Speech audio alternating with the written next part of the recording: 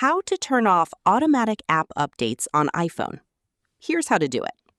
First, open the Settings app on your iPhone. Scroll down and tap App Store.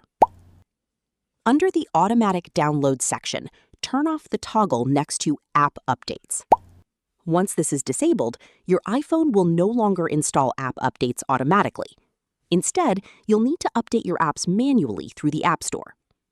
If you also want to prevent automatic updates while using mobile data, scroll down to the Cellular Data section and turn off the toggle next to Automatic Downloads. To manually update your apps, open the App Store on your iPhone. Tap your profile icon in the top right corner, then scroll down to see available updates. Tap Update next to an individual app, or tap Update All to install all available updates at once. And that's it! You've successfully turned off automatic app updates on your iPhone. Thanks for watching. If this tutorial helped, don't forget to like the video and subscribe for more iPhone tips, tricks, and how-to videos.